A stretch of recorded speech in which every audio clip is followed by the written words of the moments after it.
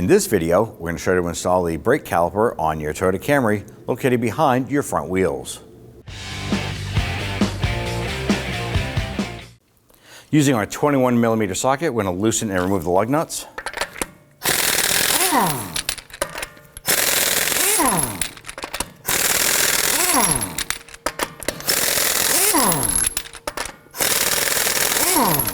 Remove the wheel and set it aside. Now before we undo any of the bolts on our caliper and bracket assembly, we're going to go ahead and pinch off the flex hose here using a pair of plastic pliers here. That's exactly what they're designed to do, is you basically gently pinch this and lock it into place. That's going to keep the fluid from continuously draining down out of the master cylinder when we disconnect this line here. Use our 14mm socket, loosen and remove this bolt. You are going to lose some brake fluid, so we do have a catch can or bucket underneath to catch this fluid. And we just pull that off. Now here and here are 14mm slide pin bolts. I'm going to go loosen and remove these.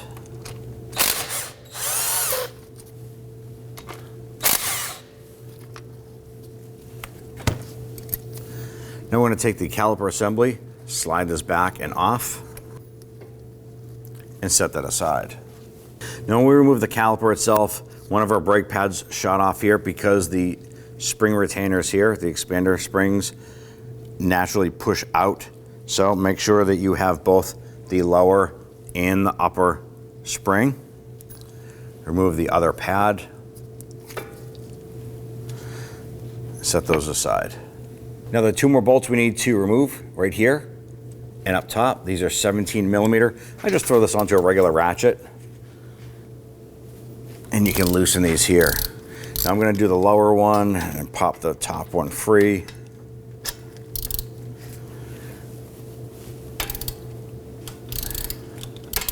Now please take in mind when you go to remove the bracket itself, the brake rotor will be free floating. Make sure that that rotor doesn't fall off and land on your foot or bounce off the ground. You could damage it.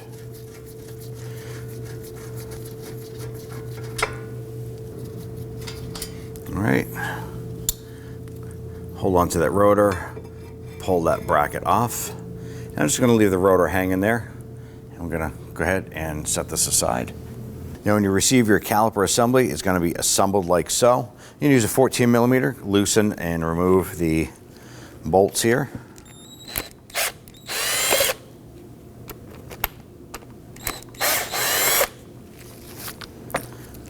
Go ahead and set the piston aside here. Now these will normally come pre-greased from the factory. What we like to do is go ahead and pull the pin. You're going to hold on to the rubber boot and you want to pull the pin separate and you want to inspect it. And what you want to do is make sure that there is sufficient amount of grease on there. And when we say sufficient amount of grease, it should be just a thin coat. You might have to add just a tiny bit to it, but you don't want globs of grease on there because you don't want to hydrolock the system with grease. So if you have to, take a little bit of grease, brush that on, spread that around with your finger, make sure that it's evenly coated. We like to pull back on the boot and insert. Now if you seal this, if you push this in and it wants to naturally just push back out, you have too much grease on there. So pull it out, clean off some of the grease and reinsert it. You want it to pretty much go in and be dead like that, and then push it in onto the boot. You can see it seats. You're going to repeat this process for the other side. Now that we have our slide pins taken care of, you want to go ahead and focus on these sections here. This is where our slides are going to go for our brake pads. We're going to take some grease and we're going to put a little bit in here and here. Small amount, so just smear it with your glove. You don't want globs of grease on here, just a thin coating. Wipe off the excess. Now what we want to do is we want to take your slides. We want to line this up. And what I like to do is there are little tabs on here And I'm going to install the inboard tab first at an angle, get that pressed down and in, and then roll it out. And the outside tab will line up. Do the same for the other side. Line that up, inboard tab, and just roll your finger out, and it pops into place. Now these stay dry. Do not put grease on the slides. What's going to happen if you do is dirt and debris will stick to it. Your brake pads will then start to bind up in there, and they're not going to operate as they should. You want to go ahead and repeat this process on the other side. Go ahead and grab your caliper bracket. We're going to push that rotor into place. Slide this up and in. And I like to go ahead and get the upper bolt started first. I'm going to spin that in as far as I can. Then you can let go of that brake rotor, and then we'll go ahead and line up the bottom. And we just grab the bracket and we slide it back and forth until that bolt drops in, and then we'll spin that in. Now there are torque specs for this here. I'm just going to go ahead and snug these down for now. I'm going to put that on my impact, put the socket on the impact gun, and just snug them down.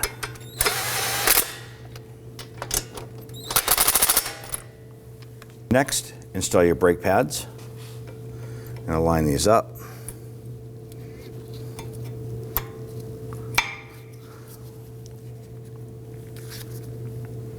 Do the same on the outside here. They kind of go in at an angle and then pop into place. Now we have our spring clips to install, and these can get to be a little bit tricky because we have to install these. They naturally want to push the pads out. We have upper and lower, and we have to hold them together while we grab the caliper itself and slide that over to lock them into place.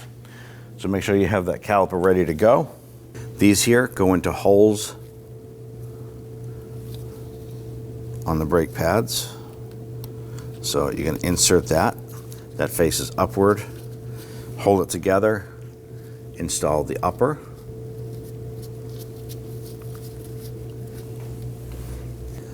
Go ahead and slide this over. And once you have that over the pads, you're pretty much good to go at that point there. Those spring clips will stay at bay. Install your slide pin bolts.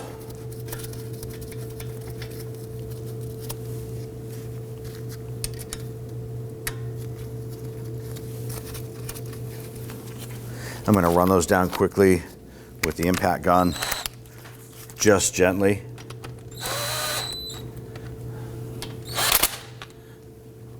All right, let's go ahead and torque all four of these bolts. Now we're going to torque down the caliper bracket bolts, the large bolts, to 79 foot-pounds.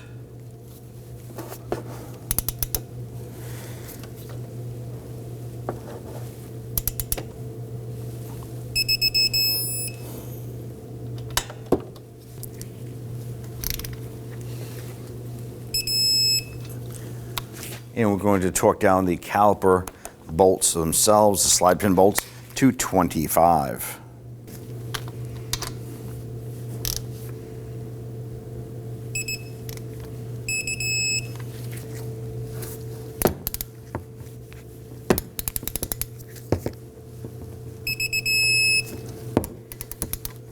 Let's go ahead and grab our banjo bolt for the flex hose. Install that. Before installing the flex hose, it's best to go ahead and replace the horseshoe-shaped gasket on the flex hose end here before installing it onto the caliper.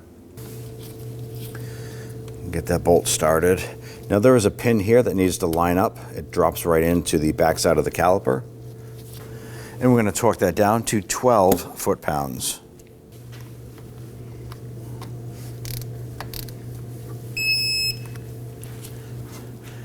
We're going to release our plastic clip here, or pliers. At this point here, we can now top off our master cylinder up underneath the hood with brake fluid, and we're going to proceed to the brake bleeding process. Now at this point here, we want to go ahead and gravity bleed our brake system. With the wheel turned out a little bit, go ahead and locate the bleeder screw. Ours has a rubber cap on it. Go ahead and pop that off. If you don't have the rubber cap, it is not detrimental to the operation of the brakes. You can use an 8mm or a 5/16 box wrench or open end wrench. And we want to go ahead and crack this open by turning it counterclockwise. Now what we're looking for here is a solid stream of fluid, and we want to burp out any air bubbles. So let this run for a short time. Watch for air bubbles to come out. Once you confirm there's no more air bubbles coming out, go ahead and tighten this down. Go ahead and snug it down gently. Make sure you use some spray solvent. Go ahead and clean up any of the residual brake fluid. Brake fluid is corrosive, so you want to make sure that you clean it all up. Now you want to hop into the vehicle, pump up the brakes. Make sure that the brake pedal feels nice and firm. If it still feels soft and spongy, repeat this process until that pedal feels firm. If you still can't get it to get firm, you now want to proceed to the brake bleeding process for the entire vehicle. Install a rubber cap if you have it. Install your wheel, and you're all set. Go ahead and grab that cap, open that up. Now we want to go ahead and top this off with our DOT3 or a DOT3 fluid. Install the wheel. Let's go ahead and get all of our lug nuts started. Once we have them all started, we'll come on back and snug them down.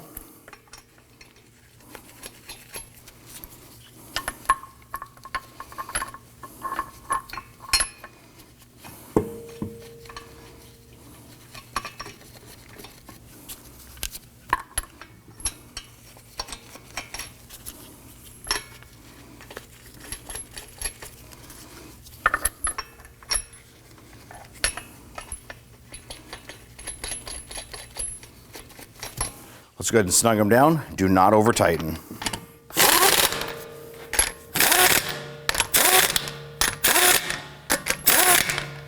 Let's now go ahead and torque down our lug nuts to 76 foot-pounds. I prefer to do this in a crisscross pattern.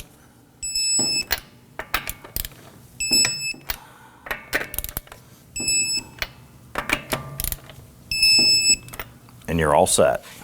Now with the hood open, you can go ahead and locate your master cylinder right here. It's on the driver's side part of the firewall. Now before we open up this cap here, we want to go ahead and spray it down with some spray solvent. And the purpose of doing this here is we want to make sure if there's any debris around the top here, we don't want it to fall down inside. Give that a wipe down. Go ahead and grab that cap, open that up.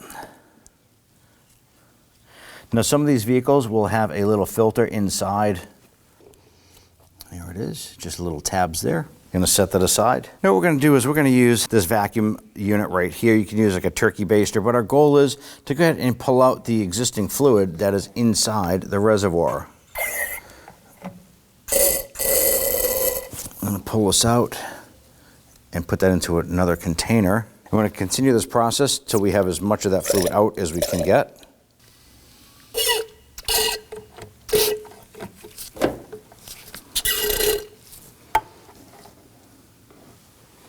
Now at this point here, our unit is about as empty as we can get it. We're gonna grab our little filter screen here, line that up, and we're gonna push that down inside.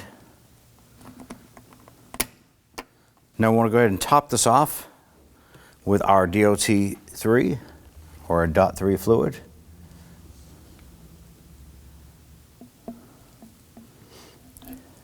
Now because we're gonna be bleeding the brakes, we can go ahead and overfill this a little bit.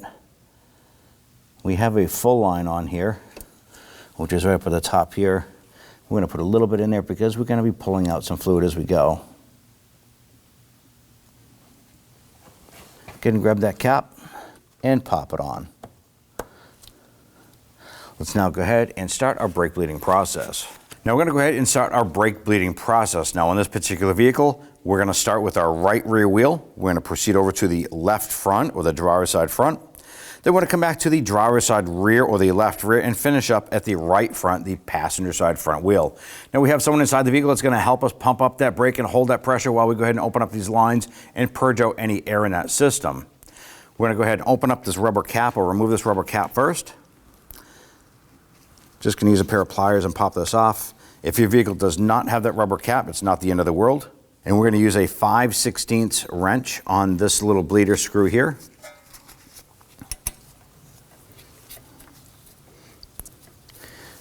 And we're just going to crack that open just a little bit.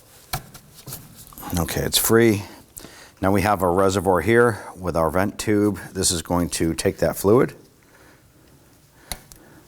I'm going to press this on. All right, we're going to have that person inside the vehicle. Go ahead and pump up the brakes about 3 to 4 times and hold it. All right, and while they're holding pressure, I'm going to open this up. All right, so it's gone to the floor inside. We're going to close that. Go ahead and pump it up. Now what we're looking for here is air bubbles coming through this hose here. And one more time. We're getting a solid stream of fluid here, which is excellent. Now at this point here, we can go ahead and pull this hose off, remove our wrench. I want to go ahead and make sure that this is pretty snug. Now if you happen to have that rubber cap, go ahead and pop that back into place. If you dribble any brake fluid, go ahead and use some spray solvent. Clean up any of that drippage on the caliper itself. Clean it all up because brake fluid is corrosive. So we want to make sure that this is all clean and protected. I want to go ahead and do this process on the left front. Now we have the person inside the vehicle and went ahead and cranked out our wheel so we have better access to the bleed screw here on the left front wheel. We're going to repeat the process. If you have the little rubber cap, go ahead and pull that off. Set that aside. We do want to take our wrench and make sure that this is broken free. And there it is. I'm going to hook up our hose here to bleed. All right, why don't you go ahead and pump it up.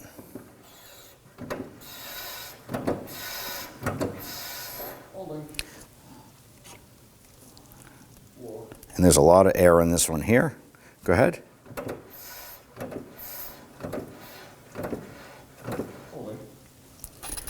And you see all that foamy fluid come through. Go ahead. Just a lot of air captured inside this here. All right, that one there is perfect. I'm going to seal this up, make sure that bleeder screw is nice and tight. Carefully remove our hose here. Once again, if you have dribbled any brake fluid here, give it a quick spray with some solvent. Give it a wipe down. And then install a rubber cap if you have it. Now that you get your cap on here, we're going to go ahead and top off the master cylinder up underneath the hood. Make sure that there's plenty of fluid in there. Then we're going to proceed to the left rear and finish up with the right front. Let's open this up.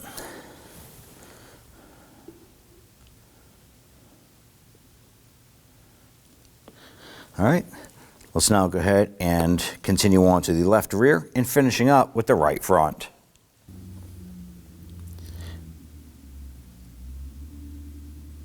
Now you want to go ahead and install your wheels, and don't forget to torque down the lug nuts to 76 foot-pounds.